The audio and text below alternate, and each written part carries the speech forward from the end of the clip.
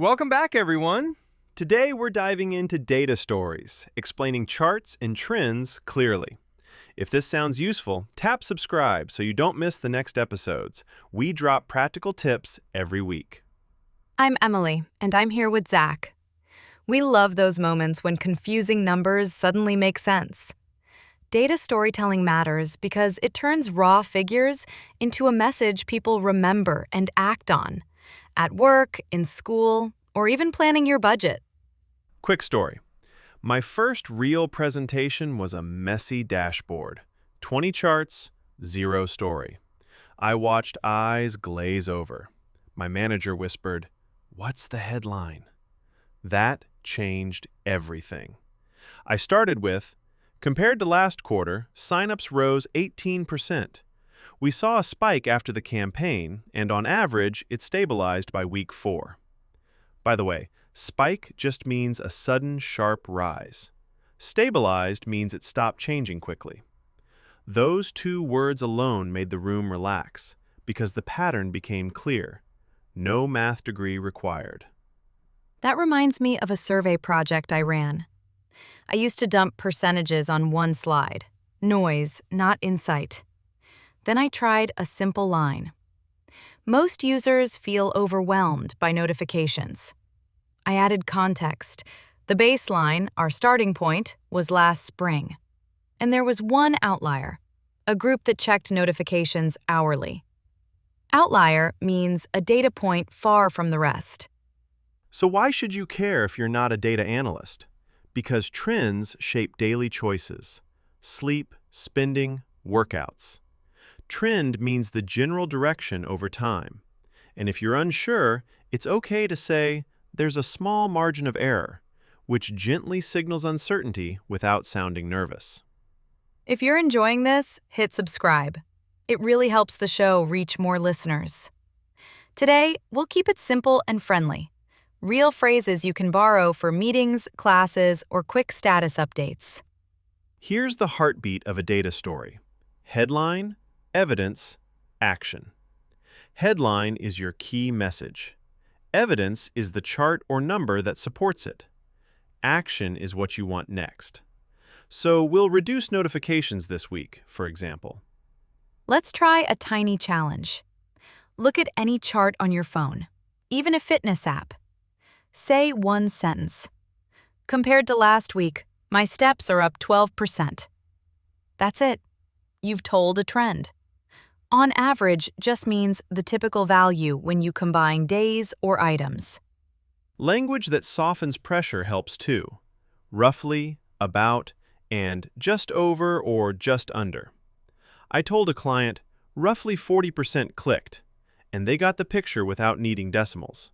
Clear beats perfect. Quick recap. Start with a headline, add one clear piece of evidence, then suggest an action. Useful words today: spike, stabilize, baseline, outlier, trend, and margin of error. Keep them in your pocket for your next chat. All right, that sets the stage. Next, we'll dig into the exact verbs and phrases for describing change, without sounding robotic.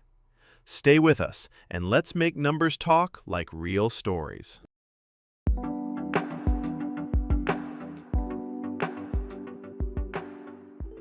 Trend talk time.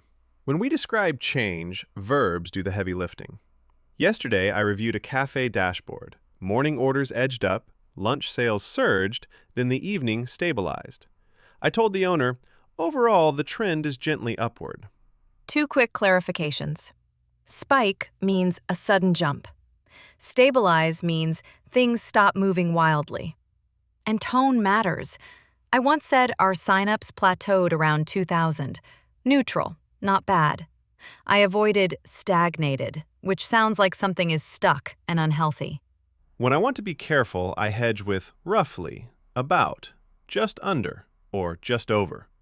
In a quarterly update, I said, conversions grew about 6%, then added the margin of error, so expectations stayed realistic.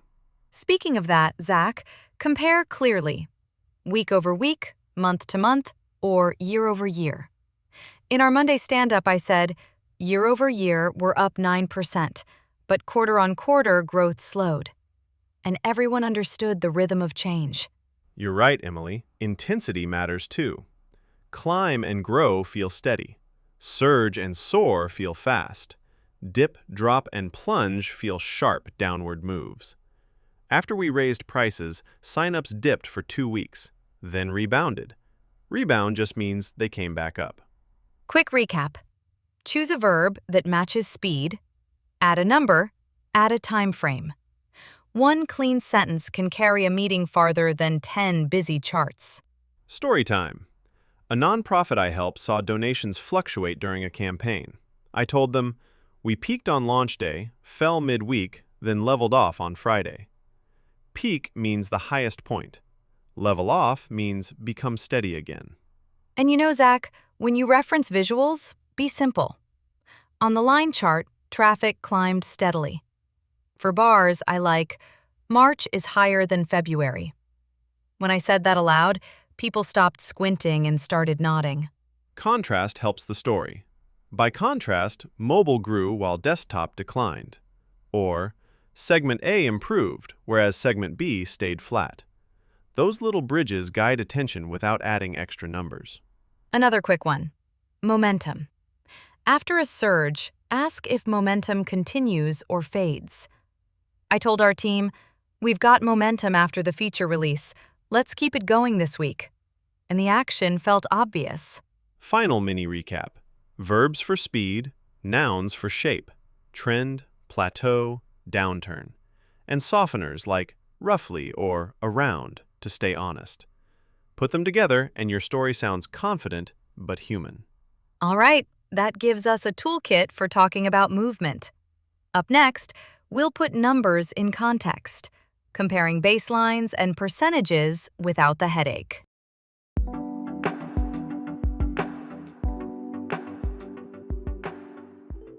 Let's put numbers in context. A number alone is shy. It needs a friend, a time period, or a baseline. When I compare, I use a simple pattern. Compared to last month, support tickets dropped 12%. The period frames the meaning. Does that match your experience? Totally. I ran a wellness challenge at work and set my baseline as my average steps from March. Baseline just means our starting point for comparison. Then, week by week, I checked change against that baseline instead of guessing. It felt fair and made my tiny wins visible. Speaking of clear comparisons, percentage versus percentage points trips people up. In one meeting, conversions went from 10% to 12%. I said, that's up 2 percentage points. And someone replied, so only 2%? I explained, it's actually a 20% relative increase because 2 is 1/5 of 10. I like to pair both.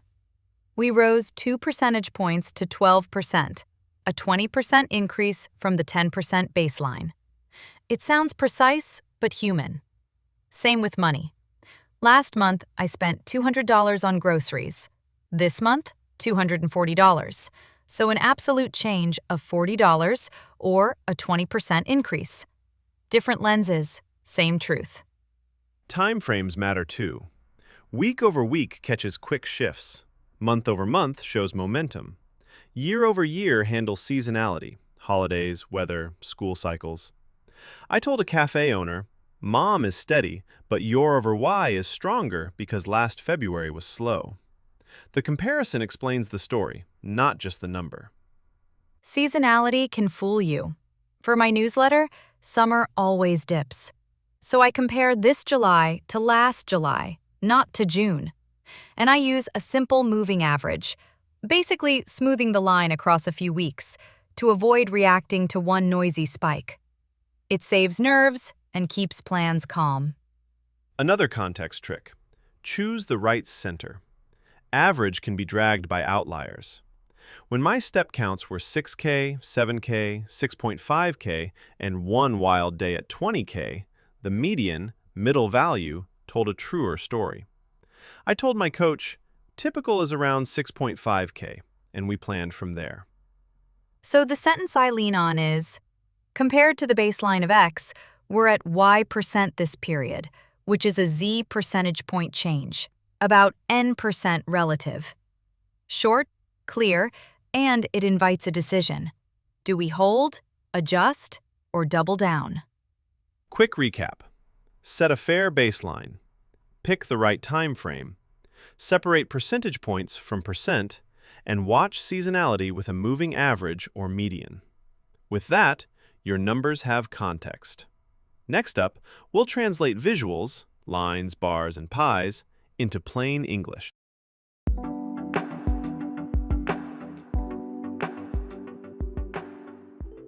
Let's talk visuals in plain English. Line charts show change over time. Bar charts compare categories at one moment. Pie charts show parts of a whole. And dashboards bring several views together. Different tools, different questions. Pick the one that answers the question fastest. Quick story. I once presented a line chart where the curve looked dramatic, almost scary. Then I noticed the y-axis started at 90 instead of 0. Axis means the measurement line. Scale is how the numbers are spaced. I reset the scale, and suddenly the big drop was just a tiny wiggle. The room relaxed because the picture matched reality. Speaking of lines, I look at slope, the steepness, to feel speed. A steep slope says fast change. A flat line says steady. When the line is jagged, I add a light moving average to smooth the noise, then use a callout, a small label, to mark the key moment, like campaign launch. Bars are my go-to for clean comparisons. Grouped bars show categories side by side. Stacked bars show parts that add up to a total. I helped a teacher compare class scores. Our stacked chart hid that one class dropped in reading. We switched to grouped bars, and the problem stood out immediately, clear as day. Pies are tricky. If there are more than 5 slices, it turns into confetti. Slice just means a piece of the pie chart. For a fundraiser, I kept the top 3 sources as slices and combined the rest into other. Then I sorted the slices from largest to smallest and put labels outside so nobody had to squint. Little recap so far. Lines for trends, bars for comparisons, pies for simple parts of a whole. Now, dashboards. A dashboard is a one-screen summary. Filters let you choose a segment. Drill down means click to see details. A tooltip is the small pop-up with exact numbers. In our monthly marketing dashboard, we tracked traffic, conversion rate, and cost per click with small traffic light colors, green, yellow, red, to signal status at a glance.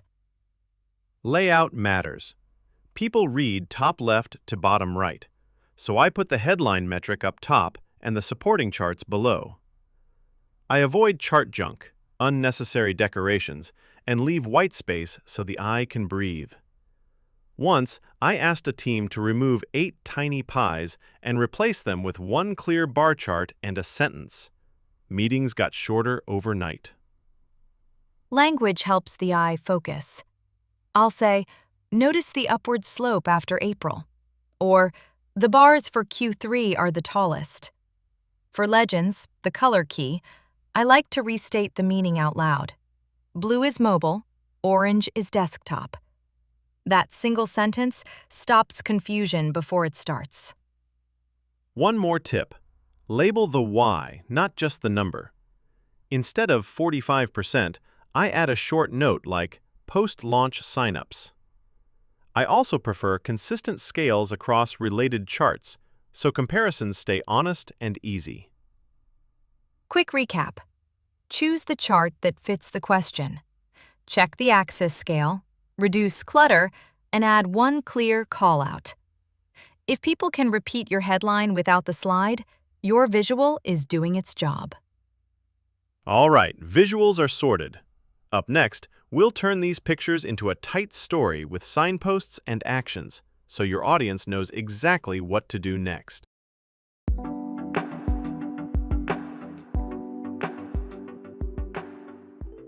Let's turn numbers into a story.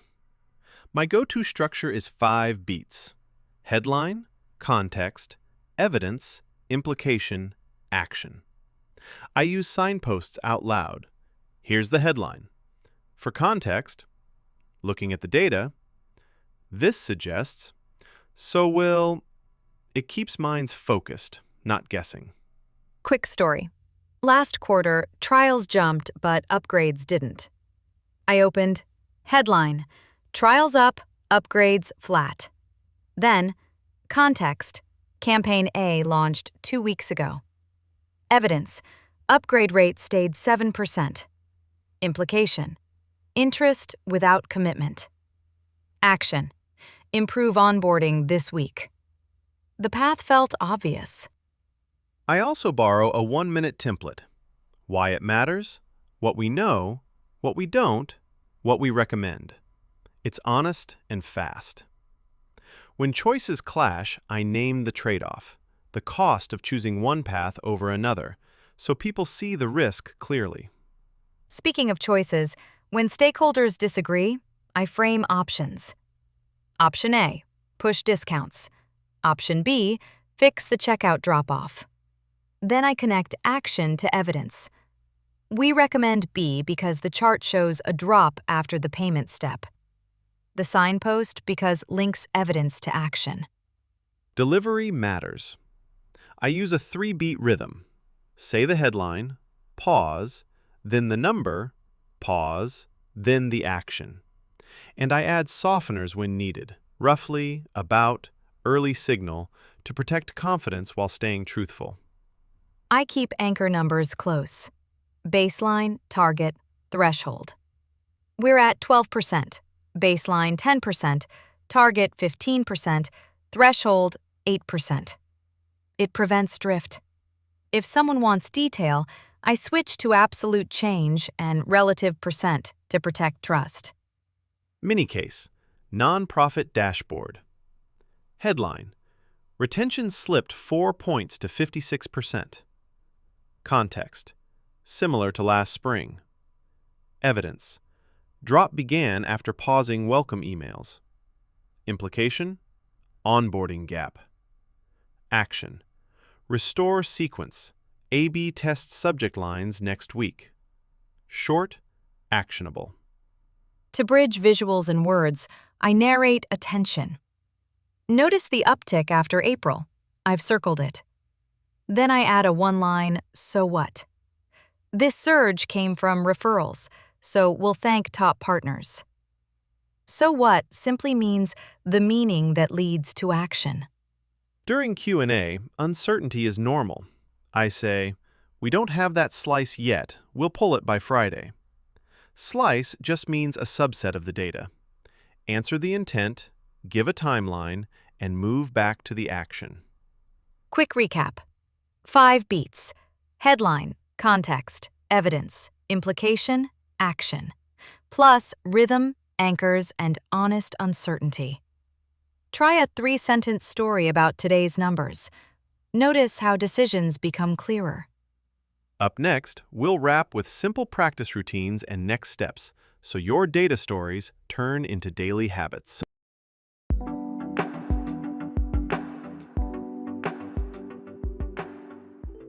All right, let's land this plane with simple routines. Data stories stick when they become habits, not big events. Think small, 1 minute a day, 10 minutes a week, and a short check-in after meetings. That rhythm keeps your voice clear. My daily ritual happens with coffee. I open one chart and say out loud, headline, context, evidence, action. 30 seconds. Done. I call it my cadence. Cadence just means the rhythm you repeat. It keeps me from rambling and forces a point. Weekly, I do a dashboard tidy. I remove chart junk, align scales, and add one callout. Then a 2-minute debrief. Debrief means a quick review, asking, what did we learn? What will we change next week? That loop turns numbers into progress. Speaking of loops, I have a Tuesday walk and talk with a coworker. We swap a single trend from our teams. Last week, I told her, Compared to last week, we inched up after the release. Inch up means a small, steady increase. Simple. Friendly. Done. For updates, I send a 2-sentence email, headline plus action. My manager once replied, "Thanks for the clarity." I included our threshold, the minimum acceptable level, so expectations stayed honest. That tiny structure saves so much back and forth. Try this mini challenge tonight. Take a screenshot of one chart. Record a 20-second voice note explaining it. Then listen back. Playback shows filler words. Filler means extra words that add nothing. You'll tighten your story in one round. I also keep a phrase bank. One page for up verbs, rise, climb, surge. One for down verbs, dip, drop, plunge. And one for steady, hold, plateau, stabilize. I add softeners like roughly and margin of error. It's my pocket toolkit before meetings. Mindset matters. Progress over precision. In a board call, someone asked for exact decimals. I said, roughly 11%, given last week's baseline, and kept moving. The decision didn't need extra zeros. It needed a direction. Quick recap. We covered verbs for change, clean comparisons, honest percentages, visuals that tell the truth, and a 5-beat story.